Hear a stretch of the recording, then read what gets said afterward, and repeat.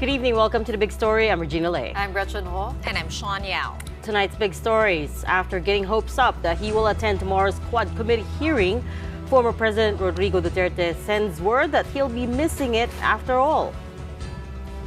Over at the upper chamber, a parallel investigation into the Duterte drug war is underway. But instead of Senators Bato de la Rosa or Bongo, it is Coco Pimentel who is taking the lead as head of the Blue Ribbon Subcommittee. And Ilocos Norte Governor Matthew Marcos Manotoc defends his mom, Senator Amy Marcos, after Vice President Sara Duterte's outburst last week. He called the Vice President's tirade saddening and shocking.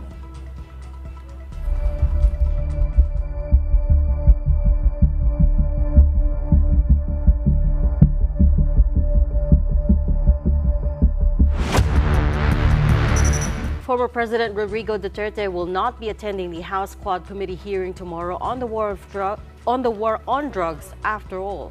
That's even though he said last week he would be happy to go and answer questions. But just this evening, Quad co-chair Congressman Dan Fernandez broke the news that they've received a letter with Duterte's regrets. Still, House lawmakers say that even if the former president does not turn up or testify, they have enough materials on hand to recommend a case to the Justice Department. Marian Enriquez with a big story tonight.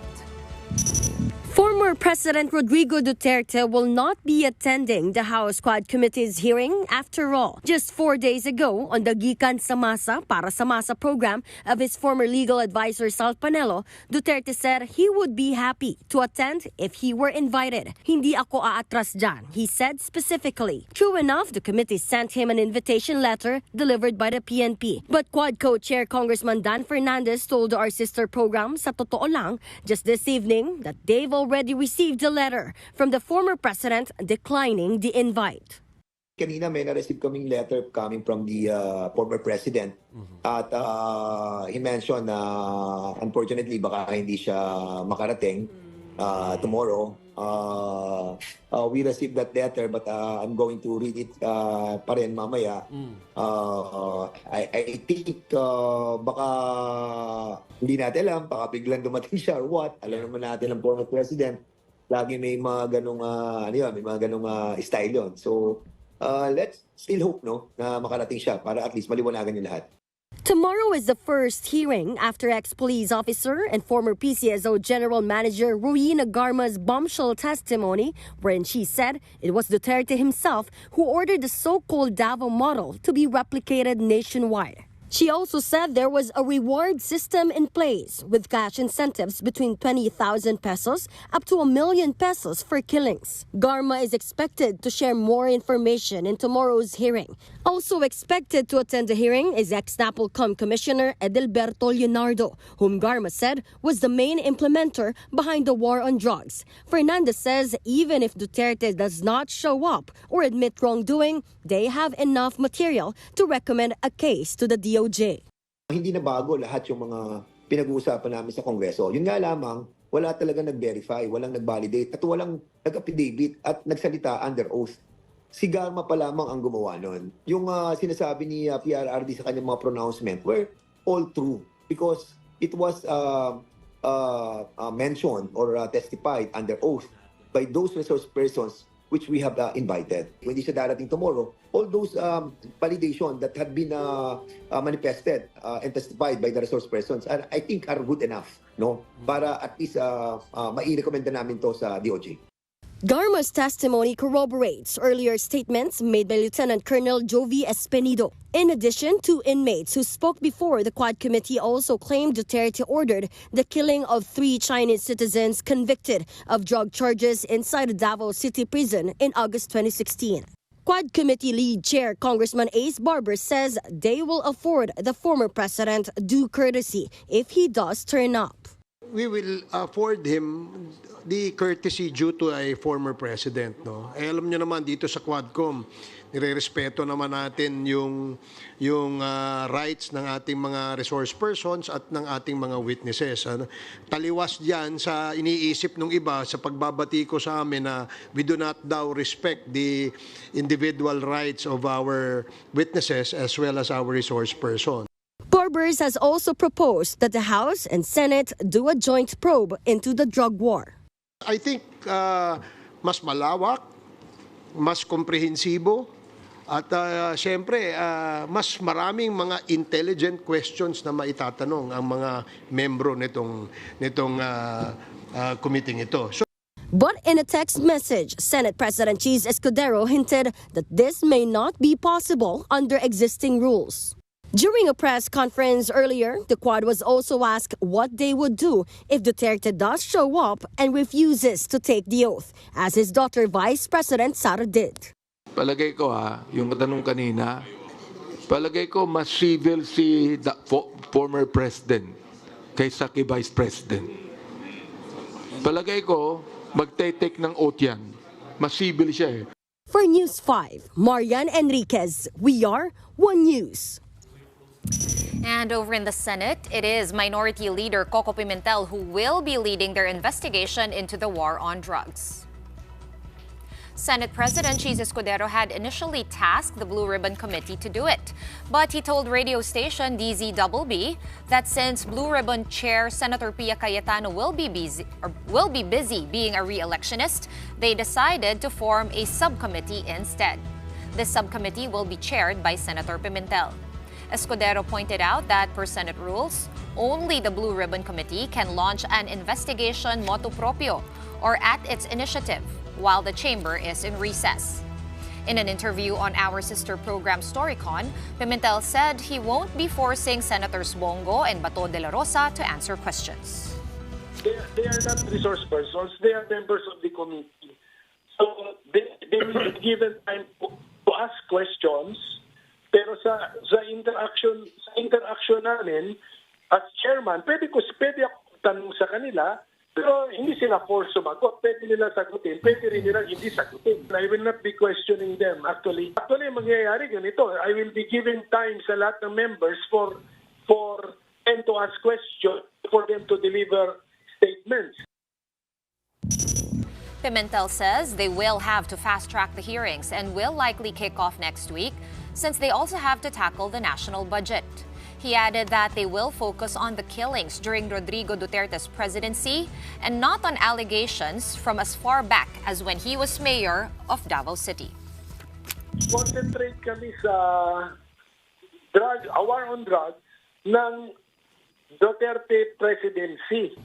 So wag kami matempt bumalik sa nung time na mayor siya kasi dito tayo sa war on drugs 2016, June 2016 to June 2022. Para focus po kami. In the words of this generation, is it friendship over for Vice President Sara Duterte and Senator Amy Marcos? Senator Amy has yet to address publicly last week's outburst by the Vice President, but her son has spoken up. Ria Fernandez with the big story. The first person in the Marcos family to speak up about Vice President Sara Duterte's outburst is Senator Amy Marcos' son, Ilocos Norte Governor Matthew Manotoc. Last Friday, Duterte held a nearly 2-hour-long live-streamed press conference wherein she revealed that at one point she threatened Amy that she will exhume and throw out to see the body of their father, Ferdinand Marcos Sr., if the political attacks don't stop. In a Facebook post today, Manotoc said that he was shocked to hear that his mother was included in the rant, considering that his mother has always been a loyal friend and supporter of the VP for many years. He also recalled a few interactions with the Vice President, whom he remembers as friendly and professional. Manotoc went on, "It's very disheartening to see her making things personal, as many say this is just politics." He ended his post with well wishes for the VP, with hope that she finds peace. Senate Minority Leader Coco Pimentel says he was just as shocked. The Senate Minority Leader, whose father, Nene Pimentel, was a known Marcos critic, thought at first the video was artificial intelligence generated. Nagulat ako, akala ko, sabi ko, AI ba ito? Hindi naman, totoo pala. So it's really unusual yung mga sinabi po ni Vice President Sara Duterte. And to me, it's strange no, na in the first place na naisip niya yon, tapos verbalize lang niya. For Deputy House Speaker Dong Gonzales, Sara Duterte crossed the line. He says if that were him in Amy's shoes, he would cut ties with her. Kung ako po Senator Amy Marcos, sinabi sa tatay ko yun, palagay ko, hindi na po kami pwedeng magkita at mag-usap sa panahon na yun. Sasabihin ko, ibang klase na to, ibang usapan na to. Nuhukayin niya at itatapon niya, palagay ko napakasakit po nun. So bilang isang Kristiyano, bilang isang batang pinalaki sa maayos, palagay ko foul po yun. Justice Secretary Boying Remulla called it very disturbing and says they will study her remarks to see if she violated any code. Very disturbing for a person of her rank, second highest official of the land. The remarks are unbecoming, I think. And it does not augur well for the dignity of the office. So we have to treat the office as sacred, I mean, in many ways. And to speak that way is unbecoming. Remulla did not say the specific case they are looking at, but there's desecration of a dead body. There's also Article 353 or libel, which includes intent to dishonor the memory of a dead person. Desecrates the memory of a person, desecrates the peaceful state that he must be in, having already perished, and he disturbed the body. And there are many other moral principles that are being violated. And we're looking at the legal aspects also. We're conducting a study. Senate President Cheese Escudero likewise called her rants unbecoming of the second highest official of the land. The vice president saying she will dig up Marcos Sr.'s remains have already made headlines overseas, including on the UK's The Guardian and Singapore's Channel News Asia. For News 5, Rhea Fernandez, We Are One News. Let's delve into some of these issues a bit more. We have with us tonight House Quad Committee Co-Chair and Manila 6th District Congressman Benny Abante. Good evening, Congressman Abante. Welcome back to The Big Story. Hello, magandang gabi po sa inyo. Beautiful ladies of One News. Okay. I don't know that we deserve that, but anyways, let's talk serious matters. First of all, Congressman Dan told us that former President Rodrigo Duterte is not attending tomorrow's hearing. Can you confirm that? Yeah, we received a letter from his lawyer na hindi siya makaka-attend because he's not actually feeling well. I do not know if that is already very much confirmed, but that is what the letter says. Sino po yung signatory, Cong? Who signed off on the letter? Signatory yung abogado niya eh. I forgot the name, but it's the lawyer that signed it. Okay. How does that change the outcome of the hearings if he is unable to attend any of your sessions? Well, we just have to make some adjustments. It's not really a big change. We're expecting that he might not be able to attend. So we have other witnesses that we are going to ask questions to and be able to really see a lot of things na dapat malaman ng taong bayan. Congressman, sabi po ng kanyang abogado, posible raw after November 1. Is that correct? Yeah, yun ang nakalagay dun sa sulat na he might be available after November 1. So of course, it will again depend on how well he is actually. If he doesn't attend, will you cite him also in contempt? Well, the thing is, we have been talking about that, and if he, well, magkikita naman namin kung talagang merong talagang valid reason for him not to attend. But if he is just skirting the issue and that matutulad siya kay Harry Roque na hindi siya mag-attend, we might issue a show cause order for him to attend.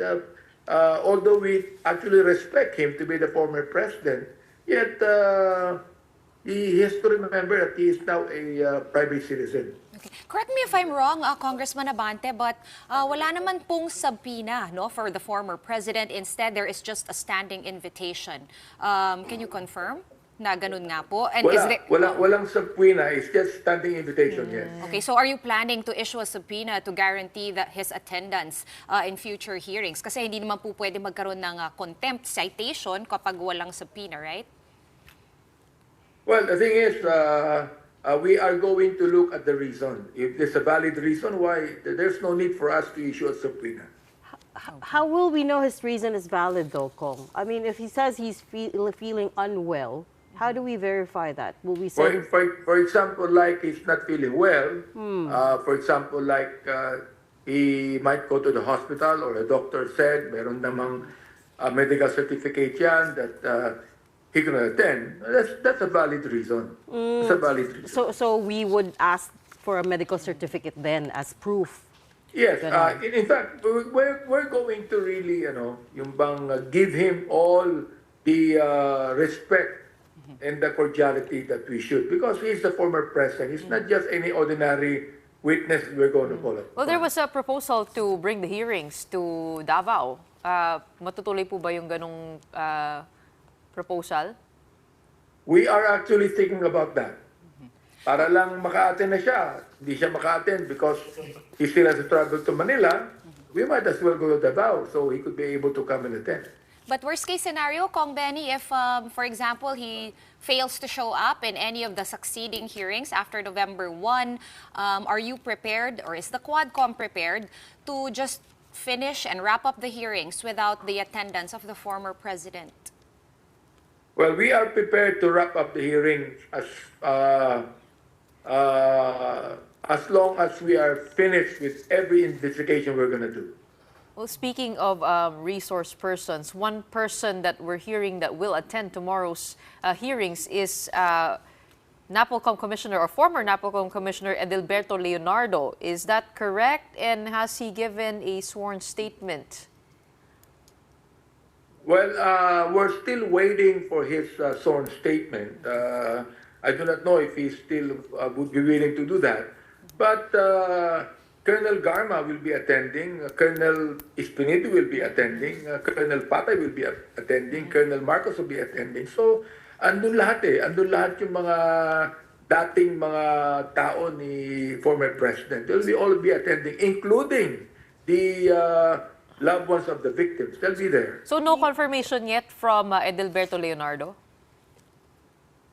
I don't think there's any confirmation yet, although nakadetain naman siya sa house. Okay. You said you were waiting for his sworn statement. Does that mean he's given indication that he will cooperate with the investigation? The thing is, he said that he will be saying something, no? But I don't think that he will be able to answer all of the questions given to him. So we're just allowing him to think it over for a while. Ano po yung sasabihin niya, Kong? Do we know? Like for example, I cannot actually reveal those things right now. But siguro I could be able to reveal something like the reward system. We'd like to make sure that masasabi niya na meron talagang reward system. Although sinasabi niya na he does not have any personal knowledge about it, maaaring sabihin niya he heard about it and whatever it is that he would like to say. Has he been cooperative? Yeah, in a way he is. Naka-detain naman siya ron and very cordial naman ang pag-uusap namin. Okay naman siya. He's not giving us any problem at all. Okay, lihis ko lang ng konti yung conversation, Congressman Abante. I think earlier today, the Quad Committee turned over some files, some documents to the Office of the Solicitor General to be able to file cases against 3 POGO bosses. What can you tell us about this? Or may napag-usapan ba kayo ng OSG about how these cases will proceed? Hindi ko nakuha yung lahat ng mga question nyo. Medyo nag-choppy po ba? Nawala yata. Anyway, yes, we are submitting to the OSG the vital documents that we have so that initial investigation will start actually.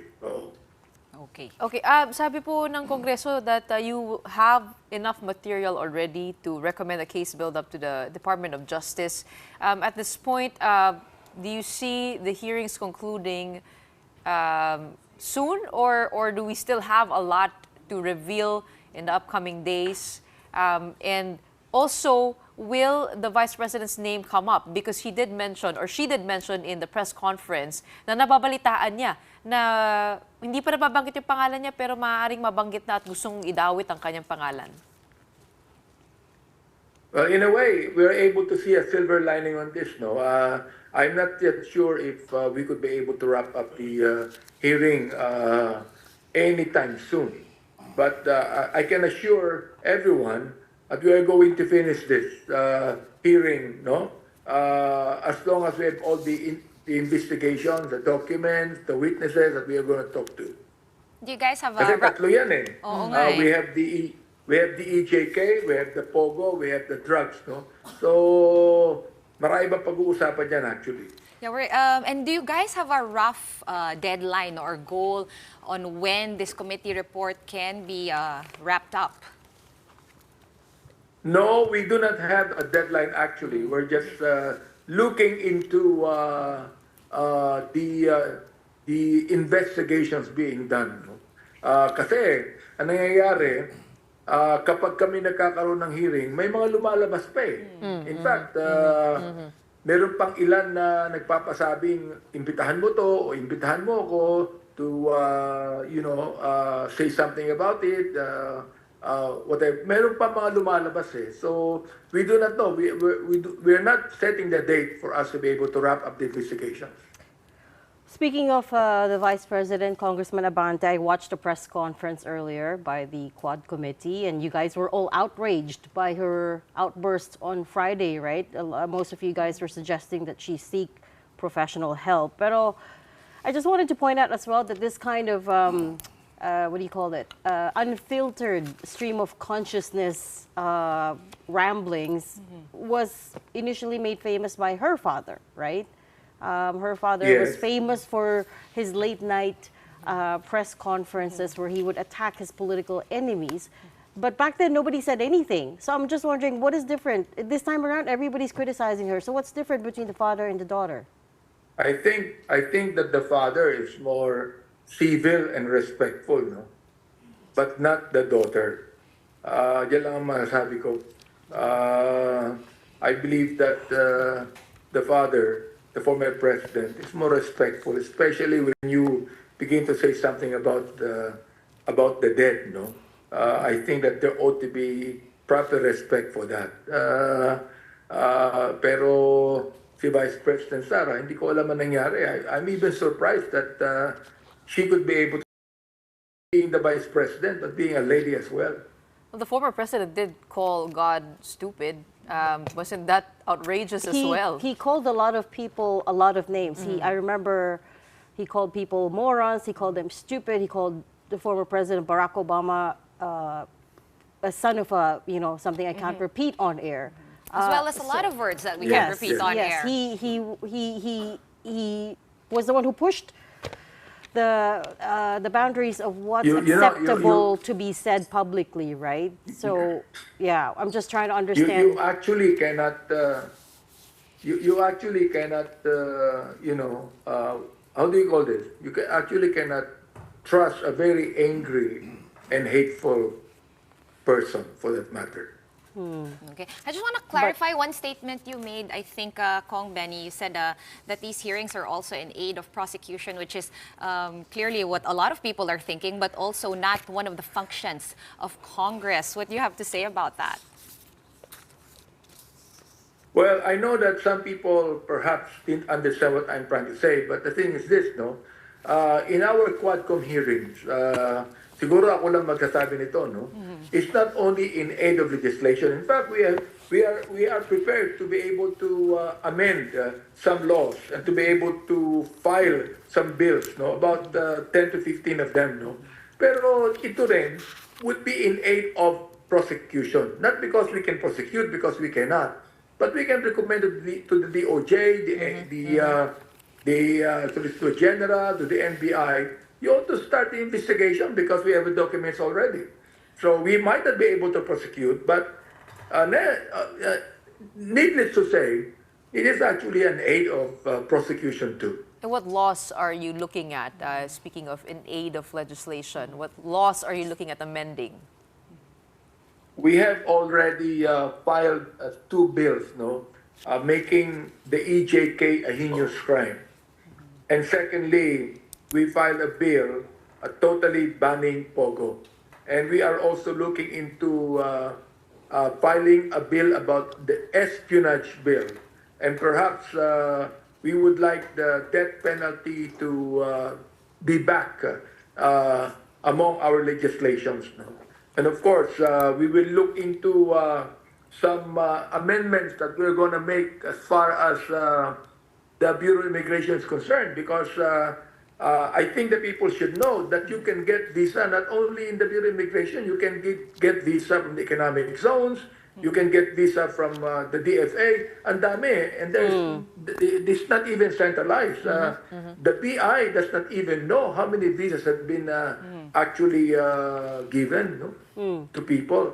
And most of that, sabi sa akin, that the Chinese people na nagpunta rito ng mga illegal, nakakuha ng visa yan sa economic zones. So we would like to be able to find out and perhaps be able to amend the law on that. You've always been a vocal proponent of the reinstatement of the death penalty. In fact, in 2019, diba po, you were pushing for the reinstatement of the death penalty. Yes. Are you saying you haven't changed your mind about it? And are you saying the more of the House lawmakers now are in favor of bringing back death penalty? I am so glad that they're now in favor. Of course, I'm the only bishop that is actually in favor of the same death penalty, And I believe so, because naniniwala naman ako that the death penalty is pro-life. It is not actually death, but it is a death penalty for people of heinous crimes. I don't. It sounds a bit of a paradox to me that you're pro-life, but you are pushing for death penalty. Under what circumstances would death penalty qualify as pro-life, Cong? Well, I'm actually a Bible believer, and even in the Old Testament, it says that when you take life, that life should be taken away from you. So sa akin, it is the God has given the government the right to make laws on what we call as corporal punishment or capital punishment for that matter. So, yun ang paniwala ko dyan, we are not talking about any killing of anyone else, but we're talking about the death penalty of those that commit heinous crimes, actually. And you're saying that more of your colleagues at the lower house are in support of this? I believe so, yes. Have you've had discussions? You think you've got the numbers for it? Well, I cannot say we have the numbers, but as you can see how it went, the Quadcom hearing, nakita nyo naman na naniniwala naman kami sa war on drugs. Hindi na naniniwala dito. Bakit kinakailangan pumatay ka ng maraming tao? And the thing is, you call the death of people that are not even involved in drugs a collateral damage, to us, we cannot understand that, Why do you have to kill as many as 20,000 people just for you to be able to actually deal with the drug problem in this country? Well, but why were these questions not raised in the previous administration? Because the other criticism as well is that these have been happening since pretty much former President Duterte. These have allegedly been happening since pretty much former President Duterte sat in that chair, right? So why are we? Why all of only us now? know it would be very hard because in the past, even in the previous administration, the president controls Congress. I was the minority leader then. And in any congresses, for example, it is always the president controls Congress. It's so hard to do that. But then, when I became the chairman of the Committee on Human Rights, and then we have Congresswoman Fran Castro, who delivered a privileged speech on the EJK. And then we have Congressman Manuel filing a bill, a resolution on that. I think it's time for us to be able to investigate. It's not a motu proprio investigation, but this is on the basis of the resolution and the privileged speech given. Hey, Congressman, there will be a parallel investigation in the Senate. Have they requested for your assistance? And how do you expect that to go? Well, as I've said before, the Bible says two is better than one. So, kung gusto nila magkaroon ng parallel investigation dyan, it's up to them. Mas maganda siguro kanina, binanggit ni Chairman Ace Barbers, and I would agree with him, na sana pag-isahin na lang. Let the Senate and Congress have, one investigation on this. Magkatulungan na kami. Kung talagang serious sila na i-end namin ang mga bagay-bagay na ito sa ating lipunan. Okay, unfortunately, we've run out of time, so we're going to have to leave that there. Thanks so much for talking to us tonight. That's House Quad Committee Co-Chair, Congressman Benny Abante. We'll be tuning in to your hearing tomorrow. Pausing now for a quick break, but up next, we will be talking to former COA Commissioner and now senatorial aspirant Heidi Mendoza. When the big story returns, keep it here.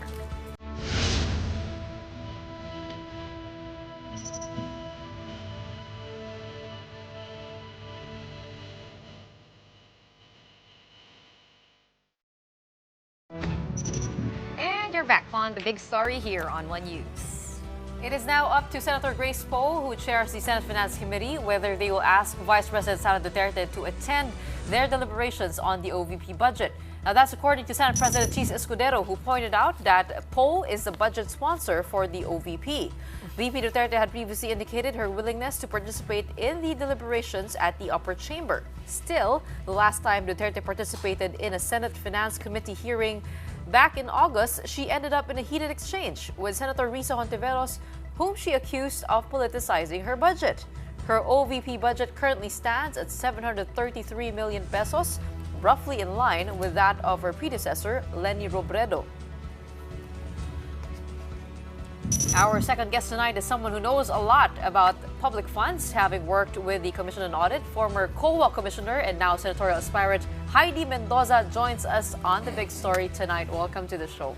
Hi, good evening. Good evening, Gretchen. Good evening, Regina. Good evening, Shawn. Well, Commissioner, there's been a lot of talk about budgets, about the OVP budget, about confidential funds, about unprogrammed excess funds, unprogrammed appropriations. No, we have a lot of questions, but I wonder, how does it feel now to be on the sidelines, seeing everything at work? Have you seen these problems long time ago?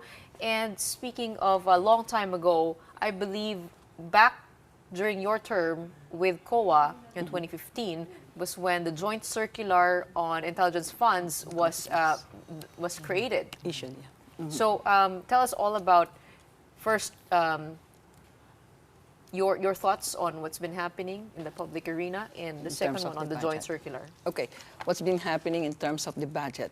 First, we are seeing for the first time that there's a huge increase in the unprogrammed funds. And it's a bit risky, because unprogrammed funds, they do not have a specific release, they do not have a specific release document. Yeah. And there is a lesser form of control, unlike the regular fund. Kasi nga sa unprogrammed, hindi mo alam kung kailan mo i-release, di ba?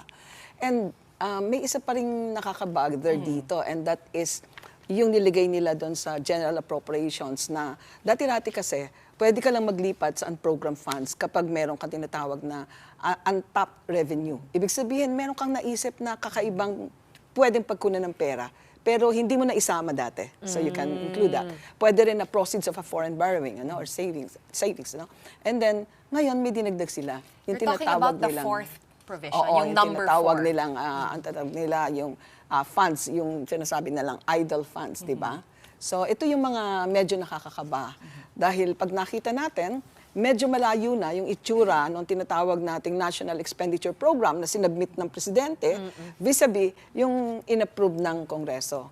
At nung tinitingnan ko yung individual amounts nitong mga iba't ibang ahensya, ang laki-laki rin ng increase ng budget ng Congress, di ba? So parang sa akin,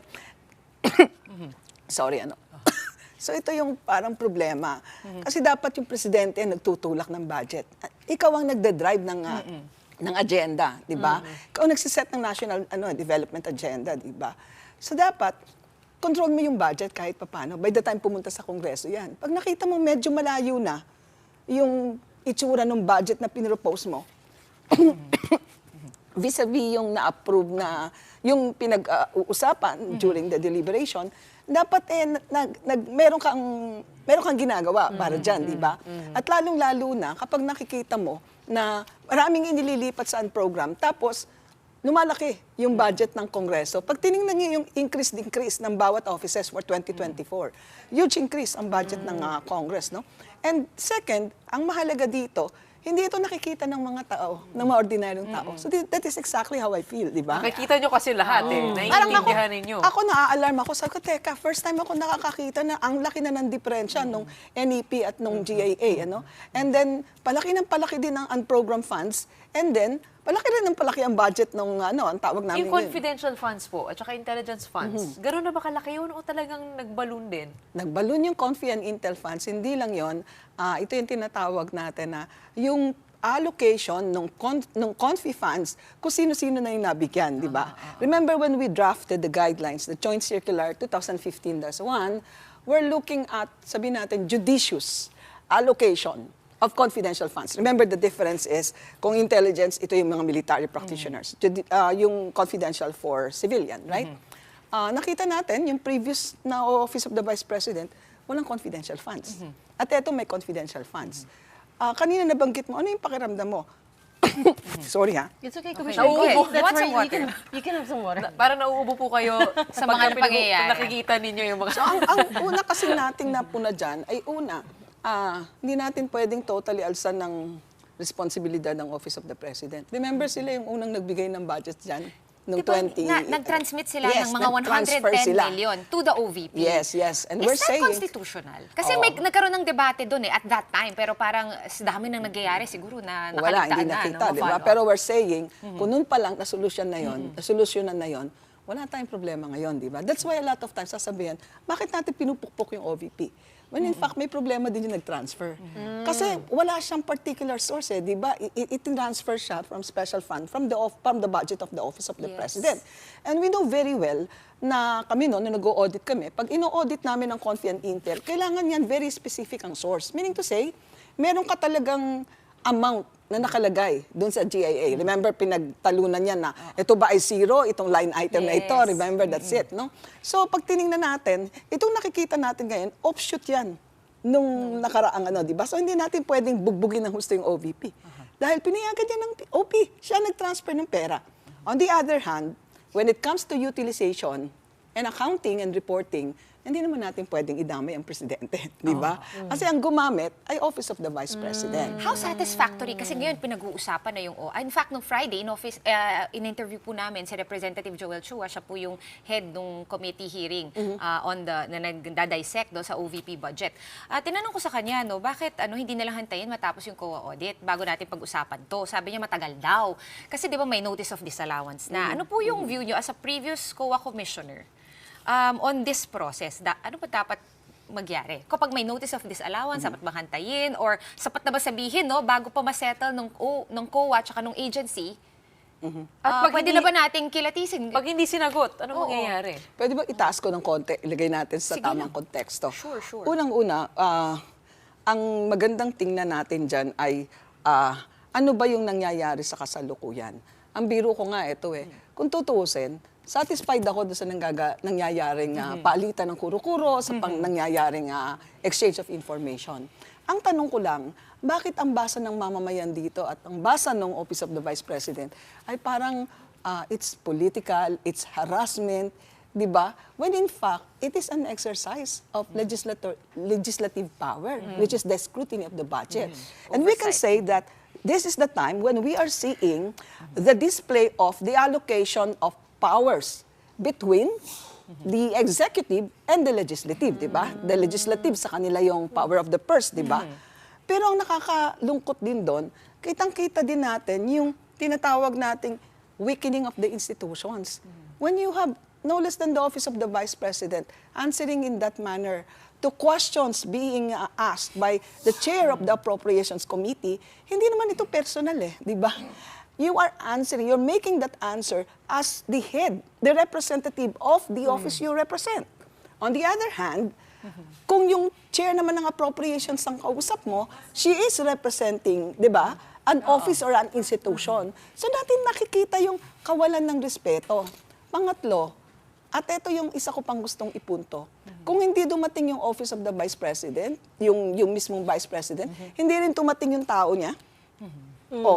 Kasama yan sa invitation Halimbawa, ganito, pag nag-invite ako sa inyo, kunyari sasabihin ko, kunyari ang President ay kunyari ang Vice President si Gretchen, kayong dalawa yung member niya, or ikaw yung kunyari ikaw yung treasurer, etc. Well, I think, pag send na nga sa Pina sa inyo, hindi siya dumating, at least magdadating yung tao mo, di ba? Yes, correct. So this is the first time na nakikita natin, nasaan ang respeto sa institution. Commissioner, you have to admit, though, the timing is, there's also questions around the timing, because the previous year, Congress passed, Congress passed their budget, no questions asked. In 22 under minutes. 20 minutes. At that point, nag-balloon na yung confidential funds. But no questions asked, not even where will you use it. They pass it, right? And then suddenly this year, it flipped completely. So that's exactly my point. Kaya nga sabi ko, dapat sana, ito yung gusto nating exchanges. Ito yung gusto nating scrutiny ng budget, di ba? Pinag-uusapan natin, saan mo ginamit? Paano mo ginamit? And then you ask for the COA audit report, no? This time, akala ng mga tao namumulitika, akala ng mga napopoliticize. Bakit? This is the first time na ginagawa niya. Kasi lagi nilang tinatawag is courtesy, di ba? Parang it's an existing practices. Okay. Practices, better late than never. Now, talking of the COA process naman, di ba? Remember, this is Confi and Intel funds, which is different from the process of a regular fund. Ang lungkot ko lang, ang biro nga ng mga audience, bakit daw mas alam pa ng legislator yung isasagot dapat ng auditor? Okay, wait. Ito ba yung reason? Wait. Put a pin on that, because we have to go for a very short break. We will circle back to that conversation. Just a very quick break. We'll come back with former COA Commissioner Heidi Mendoza.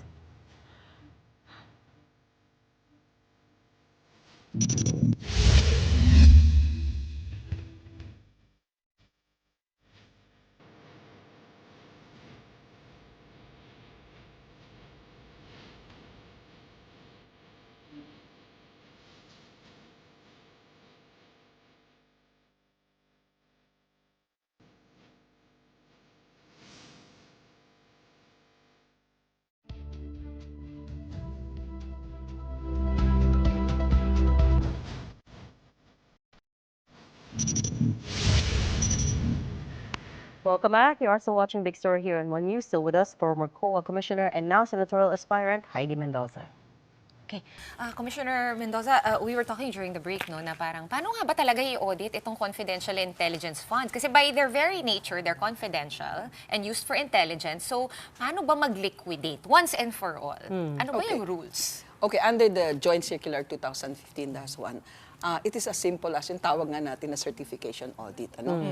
Of course, merong envelope dyan. Envelope yung nakasealed, pero nakalagay doon yung work and financial plan, kung saan mo gagastusin yun, nakaplano, anong proyekto, ganyan. And then, merong ka-certification. It's usually the certification by the Special Disbursing Officer and the head of the agency, yung tumanggap ng confidential funds. Now, in the event, katulad nito, na nag-issue ng notice of disallowance, the COA may require the submission of the supporting documents. Pero ito yung kailangan nating linawin, kasi nandito yung medyo gray area.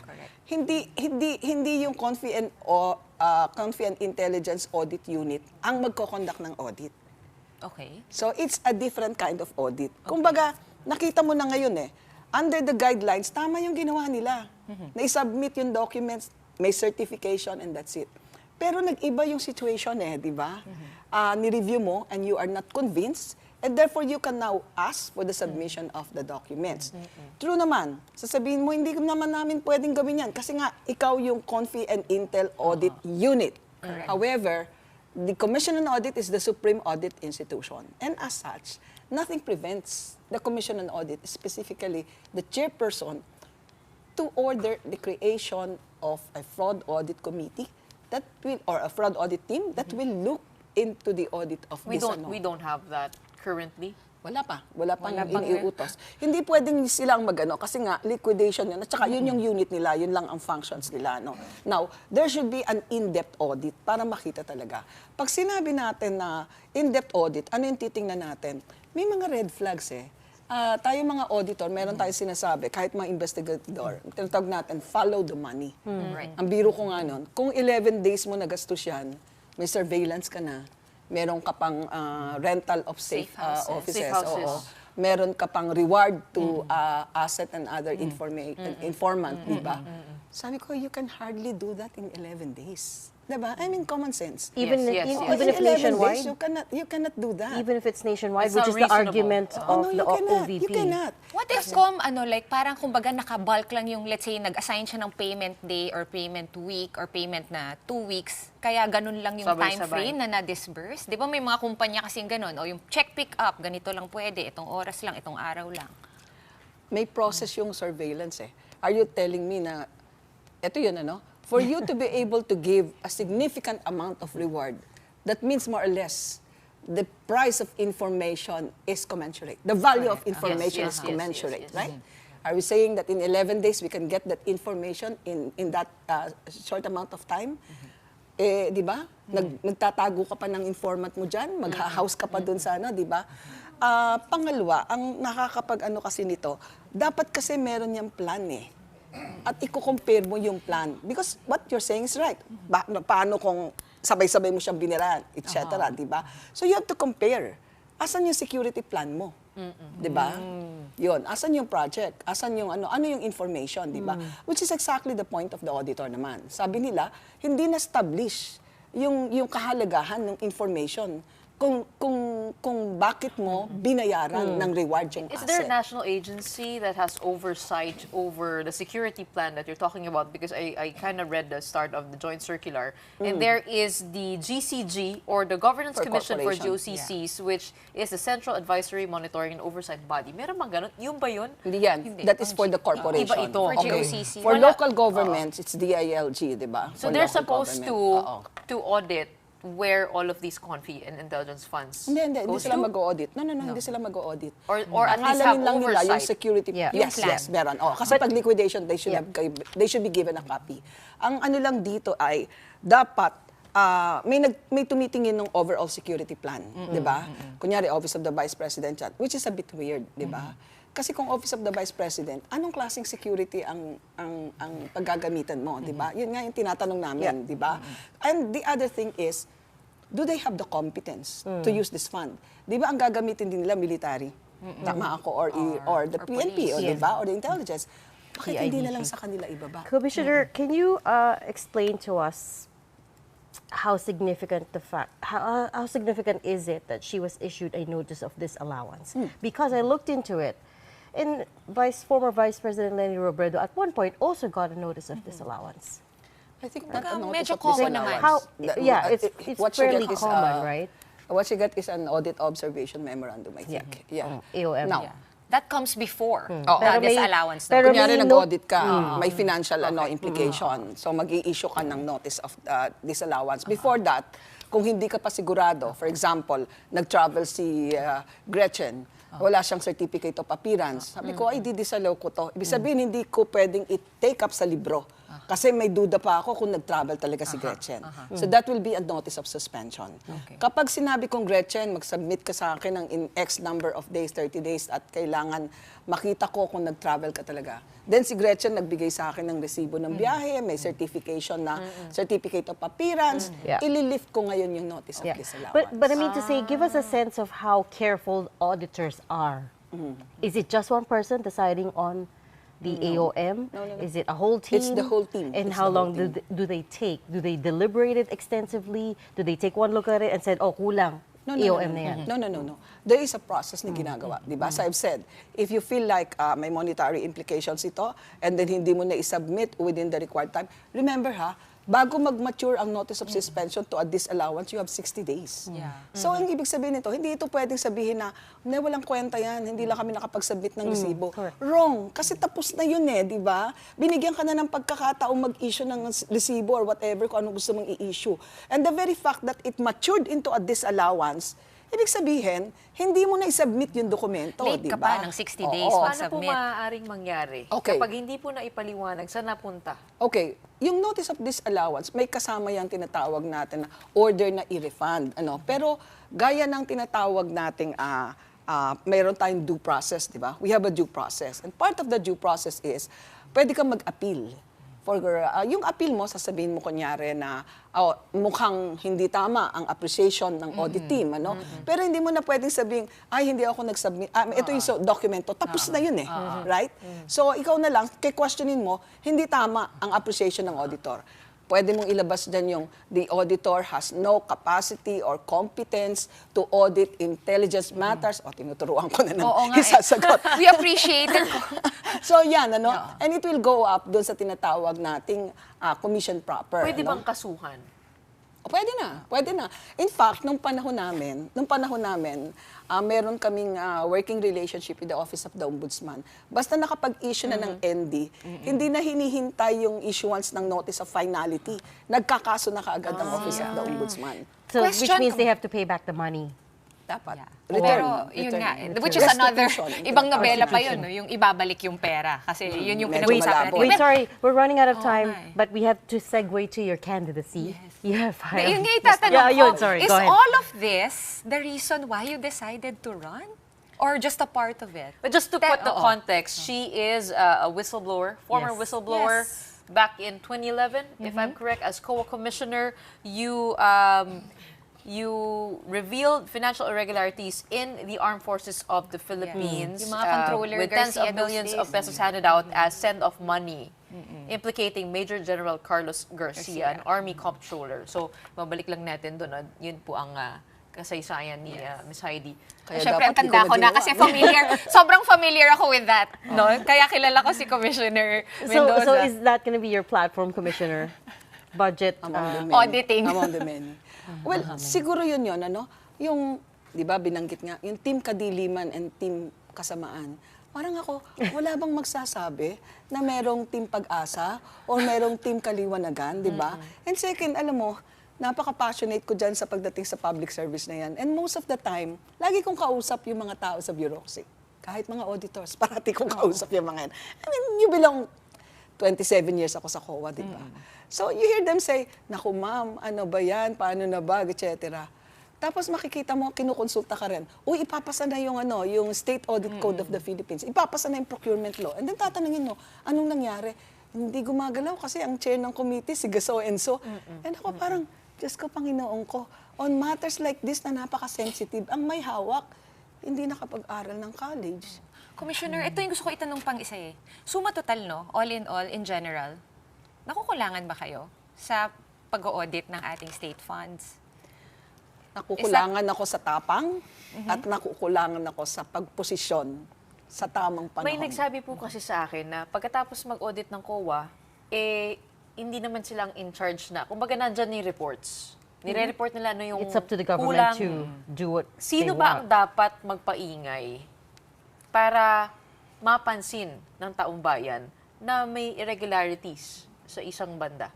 Unang-una, ang bawat report ay ipinapublish sa website ng COA. So the citizens can, di ba? Duty natin yan, But di ba? not everybody does. Yes, of course. Do that. But at the same time, eto rin, kung mga fraud audit reports, automatic yan na itinatransmit sa Office of the Ombudsman, no? Kaya lang nalulungkot ako kasi may nabagong proseso. Kasi nung dati, pag nanggawa kami ng fraud audit report, ipinapublish namin sa aming website. So people are aware na may fraud audit report na itatransmit sa Office of the Ombudsman. Ngayon wala na. Diretso na sa Ombudsman. Therefore, napaka-powerful ngayon ng Ombudsman. Pag dinismiss nila, hindi na nalaman ng tao na nagkaroon ng audit report na ganito. So ito siguro yung nagpapabigat ng kalooban ko. What caused the change in procedure? Hindi ko alam, wala na ako sa loob eh. Ibinalita na lang sa akin. Sabi niya, ma'am, sabi ko, bakit wala na ako nakikitang mga fraud audit report na medyo updated na nasa website ng COA? Ma'am, nabago na po ang proseso eh. They are now being directly issued dun sa Office of the Ombudsman. Well, ang narinig ko, ang sabi nila, kasi daw, parang nahaharas na yung di ba kapag nalabas na yung audit report doon sa website, parang nakapangalan na sila, tapos parang, in other words, tama rin naman, parang naaapektuhan. Halimbawa, si Gretchen na subject ng fraud audit at mayroon daw na malverse na pera. Samantalang pupunta pa yun sa ombudsman at hahanapin pa nila yung tinatawag nating fact-finding at saka yung tinatawag natin kung ito ba ay nasatisfy yung elements of the crime, di ba? So, yun ang sinasabing kadahilanan. Now, meron kaming naging solusyon dyan nung nandun pa ako sa United Nations. Kapag yung report ay hindi pa final, meron kaming tinatawag na redacted copy. So, i-release mo yung report as is, nakadetail doon, ano yung klaseng fraud or misappropriation na nangyari. Pero to protect the names of the individuals, kasi nga pupunta pa sa court, redacted ang copies ng So, yung mga dinidistribute na copy, redacted. Only the one being submitted doon sa Office of the Ombudsman or doon sa investigating body, yung naka-identify yung kanyang names. So, nakakalungkot kasi itong mga prosesong ito, nagwi-weaken ng existing control. At para doon sa mga matagal nang naglingkod sa gobyerno, I know marami namang mga auditor yung talagang sinasabi natin, minamahal yung kanilang trabaho. I am reminded of that young auditor who died at the height of the COVID pandemic. Remember? He died of a heart attack, apparently from overwork. We're running out of time, Commissioner, but we wanted to talk about your candidacy. You're running as an independent for the Senate. That's going to be a high bar to clear. What do you think your chances are? Sa akin, winning is a bonus. Daring is the game changer. Tulad ng sabi nyo, kulang ng tapang. Saka biro ko nga, Regina. Kung hindi naman ako tumakbo, talo din ako. Talo ako kasi hindi ko napagbigyan ng pananawala ako. So mabuti nang matalo ng dumalaban. What's one thing you would change about COA if elected to strengthen the institution? Well, strengthening the independence of the Commission. Hindi dapat pumipila ang COA sa Congress para sa budget. They should have a fixed rate of budget for the Commission. Imagine, kung yung auditor mo pupunta sa budget hearing, ako, nanggaling ako dyan. Dyan nanggagaling yung, alisin mo yung auditor mo dito, masyadong mahigpit. O may audit observation ka na ganito, hindi ko type, okay? Hindi mo na natin pag-usapan yung budget hanggat hindi ko nakikita kung anong changes sa audit observation. Ako nagsasalita kasi experience ko yan. Behind the scenes, they would say that. Exactly. Ginigipit pa ang COA. Lahat naman, di ba? Kasi may budget. Lahat ng may budget. Ang sinasabi, at ito ay inihain na natin yan, yung tinatawag nating, dapat kung totoo yung tinatawag nating fiscal autonomy at yung independence ng commission as a constitutional commission, knowing the sensitivity of its function and its mandate, then dapat yung budget namin percentage of the audit fee, di ba? Ngayon sinasabi nila, masyado namang malaki. Kasi pag sinabi mong percentage of the GAA, masasama pati mga foreign loan, etc. Come on, pwede naman natin pag-usapan kung ano-ano lang yung iwa 1%.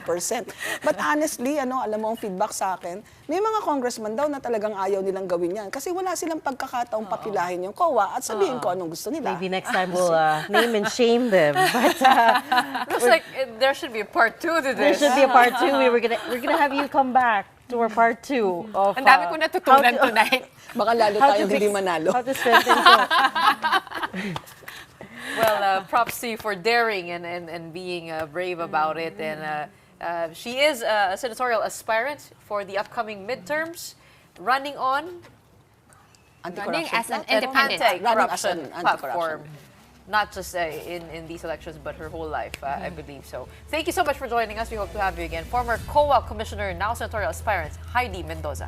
Maraming salamat po. Thank you very much po.